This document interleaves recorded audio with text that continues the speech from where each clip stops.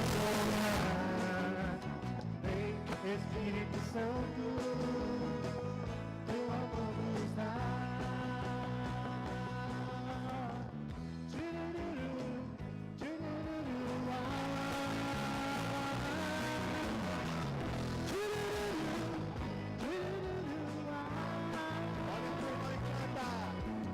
Isso quer fazer em ti uma obra nova, e o teu coração quer modificar. Isso quer fazer em ti uma obra nova, e o seu coração quer modificar. Eu sei muitos sonhos pra ti, vida quer te dar. Basta abrir o coração e ele agirá. Vem com seus braços e cante ao Senhor. Vem, Espírito Santo, vem nos transformar. Vem, Espírito Santo, teu amor nos dá. Vem, Espírito Santo. De Deus que nos convida a uma decisão de vida, a uma decisão de vida acertada, uma decisão de vida que precisa de algumas chaves para que seja de fato uma decisão. Porque a nossa decisão, as decisões que nós tomamos, muitas vezes passa pelos nossos sentimentos. Quando nós estamos bem, quando nós estamos mal, isso pode alterar uma decisão que nós tomamos. E a nossa decisão por Deus, a nossa decisão pelo Evangelho, passa por essas contingências humanas. Pelo que sentimos, pelo que experimentamos, pelo que dá certo e pelo que não dá certo. A nossa decisão por Deus, pelo Evangelho, por sermos cristãos, por sermos testemunhas de Cristo no mundo, fica sujeito aos nossos sentimentos. A nossa decisão de ser de Deus fica muitas vezes submetido ao que dá certo e ao que não dá certo na nossa vida. E por isso muitas vezes nós vamos ficando pelo caminho. Por isso que muitas vezes a nossa decisão vai mudando. Por isso que muitas vezes os laços vão se afrouxando. Por isso que muitas vezes aquilo que parecia tão certo, com o tempo já vai não parecendo tão certo. Já pensando assim, mas não precisa de eu ir toda quarta-feira no grupo de oração. Não precisa de rezar o texto todo dia. Não precisa de ir na missa todo dia. Já basta o domingo. Não precisa ir na capela adorar a Jesus. Para que isso tudo, não é? E as decisões vão mudando. Para que ler a palavra de Deus todos os dias? Precisa disso tudo, né? E as decisões vão mudando, vão mudando, vão mudando. E a realidade do que o Evangelho hoje nos convida a viver vai se enfraquecendo. Por quê? Eu e você somos chamados a sermos testemunhas de Cristo. E o que é a palavra, qual é a origem da palavra testemunho? Não sei se alguém sabe, mas a palavra testemunho em grego, no qual o Evangelho foi escrito, significa mártir. A palavra testemunho significa mártir. O que é martírio? Martírio significa testemunhar. Quando nós somos chamados a sermos mártires de Cristo, nós somos chamados a testemunhar Cristo. E todo aquele que se decide por ser de Deus, se decide por Cristo, se decide pelo martírio. Escolhe o martírio. O que é martírio? O martírio caiu no nosso vocabulário popular. Sabe, meu trabalho é um martírio, meu casamento é um martírio, não sei o que é um martírio, né? Enfim, tantas coisas podem ser um martírio para nós. E nós não vamos entendendo o peso e o poder dessa palavra. Essa palavra que é decisão de vida. Martírio não é para nós uma opção. Martírio não depende dos nossos sentimentos. A nossa decisão por sermos mártires de Cristo não pode depender dos seus hormônios. Não pode depender se o seu time venceu o jogo ou não. Independe disso. é mais forte do que isso. A nossa vivência de fé precisa ser maior do que tudo isso. É tão triste quando nós vivemos reféns e nós colocamos a nossa fé refém dos nossos sentimentos, dos nossos afetos. É tão pesaroso e é tão ruim para a igreja, é tão ruim para a humanidade, para os homens que dependem do nosso testemunho, que muitas vezes vai se fragilizando. Se eu gosto do padre, se eu gosto da missa, se eu gosto daquela pessoa que conduz aquela oração, então está tudo bem. Mas se eu não gosto do modo como aquele padre celebra, se eu não gosto do modo como aquele pregador prega, se eu não gosto do modo como aquela pessoa conduz a oração, então as coisas não vão indo bem. A gente precisa parar de deixar Cristo depender dessas estruturas. É mais forte, é mais poderoso, é mais belo do que tudo isso.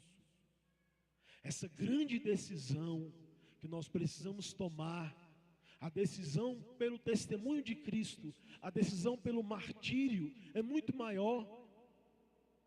A decisão por dar testemunho de Cristo não pode estar preso. São Paulo diz, a palavra de Deus não está acorrentada. O evangelho não pode estar acorrentado ao meu humor, ao meu ânimo.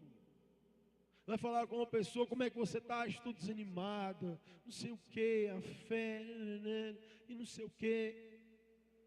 E nós vamos acorrentando o evangelho que não pode ser acorrentado. A alegria de ser de Deus, a alegria de pertencer a Deus, vai ficando preso, vai ficando dependente do que nós vivemos externamente, e é o contrário. É o evangelho que determina tudo. Não são as coisas que vão determinar o evangelho na minha vida. Não pode ser assim. As coisas não podem determinar sobre a minha decisão por Deus, por ser de Deus, por testemunhar Cristo. As coisas que eu vou vivendo no mundo não podem mudar o poder da decisão. E o poder da decisão de um cristão faz muita coisa. Existe muito mais coisa do que os nossos olhos carnais podem ver. O poder da decisão de um homem, de uma mulher, que acolhe Cristo, que adere ao Evangelho, tem a força de mudar tantas situações no mundo. A força de um matrimônio santo, de um casamento santo, de uma família que escolhe Cristo, tem o poder de mudar tantas coisas, de contagiar tantas pessoas. O mundo jaz, diz São João, sob o maligno, e jaz ainda hoje, exatamente por causa da nossa fraqueza, da nossa covardia, da nossa bipolaridade cristã. A nossa bipolaridade cristã. Somos bipolares. Sabe o que é uma pessoa bipolar? Sabe como é? Você já conviveu com uma pessoa assim? Como é difícil, né?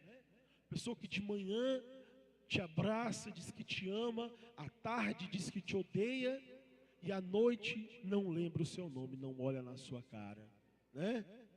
Você conhece alguém assim? Pois é, com relação a Cristo, nós somos assim, bipolares, tripolares, até mais do que bipolares. Por quê? Porque nós vamos colocando Cristo dependente, nós vamos colocando o Evangelho dependente dos nossos sentimentos. O poder, eu volto a dizer, o poder da nossa decisão por ser de Deus, custe o que custar, aconteça o que acontecer, muda muita coisa, arrasta muita gente, mesmo que eu não veja, mesmo que você não veja, mas a sua decisão fortalece a igreja no mundo inteiro.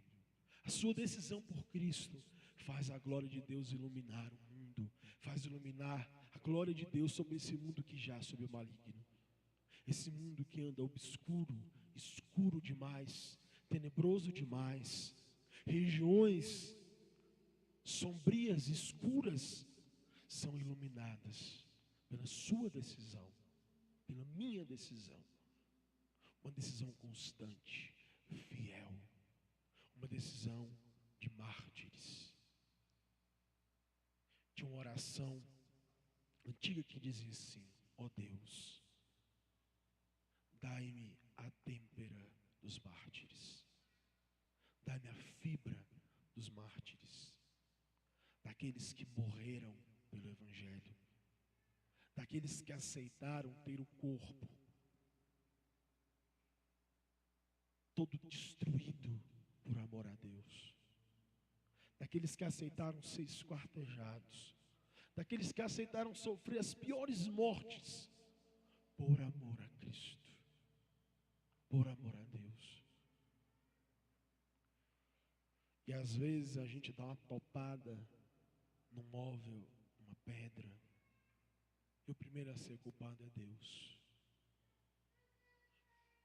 Aonde está os mártires de hoje? Aonde estão os mártires de hoje? Aonde estão os mártires desse grupo? Aonde estão? Aonde estão aqueles que se decidiram? Cansei de receber, eu preciso dar. Chega de só receber, chega de só receber. Chegou a hora de dar. Chegou a hora de testemunhar. Chega de viver só para mim.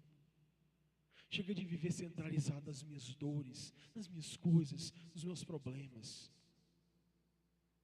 Está na hora do martírio, de cristãos que se decidem pelo martírio, daqueles que não têm medo de ser entregues, de ser ridicularizados, daqueles que não têm medo de assumir no trabalho, que vão à igreja, que rezam, que são de Deus, que são da renovação carismática, que são de um grupo de oração, daqueles que não têm vergonha de admitir no seu convívio social, que não têm vergonha de admitir na própria família, que são apaixonados por Cristo, que encontraram essa pérola preciosa, a mais bela de todas. Quem é aquele que adquire um carro novo, belo, de luxo, o carro do ano, e esconde?